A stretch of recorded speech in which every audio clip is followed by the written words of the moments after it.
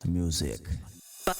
लहरों से डरकर नौका पार नहीं होती और कोशिश करने वालों की कभी हार नहीं होती। तो भाइयों बहनों याद रखिए, कर्तव्यनिष्ठ, सेवा भावी, संघर्षशील, ईमानदार, कर्मठ, जुझारू प्रत्याशी कालिंदी सुभाष शर्मा पिर्रो, जिनका चुनाव निशान है फलों सहित नारियल का पेड़। तो भाइयों बहनों याद रखिए, नारियल का पेड़ के सामने वाला बटन दबाकर भारी बहुमत से विजयी बनाएं और अपने क्षेत्र में विकास की गंगा बहाएं। नगर परिषद जौरा के वार्ड क्रमांक 5 से पार्षद पद हेतु आपकी अपनी कालिंदी सुभाष शर्मा पिर्रो जी को अपना पार्षद बनाना है। फलों सहित नारियल का पेड़ पे बटन दबाकर भारी मतों से विजयी बनाना है। आप सभी का प्यारा चुनाव निशान फलों सहित नारियल का पेड़, फलों सहित नारियल का पेड़। जौरा की जनता सारी कर लो मिलके तैयारी, जौरा की जनता सारी कर लो मिलके तैयारी। नगर परिषद है बनाना हम सबकी जिम्मेदारी। कालिंदी सुभाष शर्मा जी को जिताएंगे, वार्ड क्रमांक 5 से हम पार्षद बनाएंगे। फलों सहित नारियल का पेड़ पे बटन दबाएंगे, कालिंदी सुभाष शर्मा जी को जिताएंगे, कहती ये जनता सारी।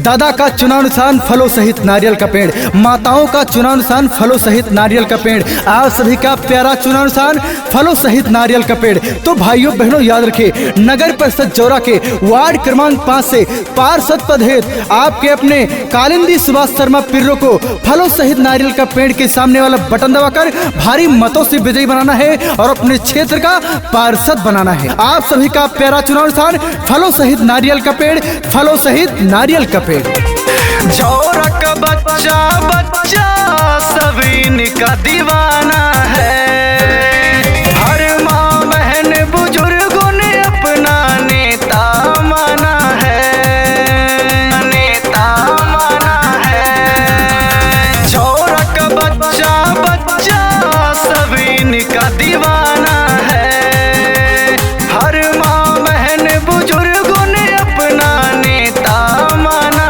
है। सब लोग हैं इनके संग में, सब रंगे हैं इन्हीं के रंग में। नौजवान साथी कहते हम लड़ेंगे हर एक जंग में। वार्ड क्रमांक 5 की जनता ने अब की ठाना है, कालिंदी सुभाष शर्मा जी को जिताना है। फलों सहित नारियल का पेड़ पे बटन दबाना है, कालिंदी सुभाष शर्मा जी को जिताना है, कहती ये जनता सारी। जालिम कितना जुल्म करेगा सत्ता के गलियारों से। नगर परिषद जौरा के वार्ड क्रमांक 5 की गली गली गूंज रही है कालिंदी सुभाष शर्मा पिर्रो के नारों से। तो भाइयों बहनों याद रखिए, आप सभी का प्यारा चुनाव निशान है फलों सहित नारियल का पेड़, फलों सहित नारियल का पेड़ के सामने वाली बटन दबाकर भारी मतों से विजयी बनाएं, अपने क्षेत्र का पार्षद बनाएं। सारी सरकारी योजनाओं का लाभ अगर घर घर तक पहुंचाना है, जन जन तक पहुंचाना है, तो आपको फलों सहित नारियल के पेड़ के सामने वाला बटन दबाकर कालिंदी सुभाष शर्मा पिर्रो को अपना पार्षद बनाना है। दुखिया और गरीबों के भैया जी सहारा है, बूढ़े बुजुर्गों के ये तो आँखों के तारा है, आँखों के तारा है। दुखिया और गरीबों के भैया जी सहारा है, बूढ़े बुजुर्गों के ये आँखों के तारा है।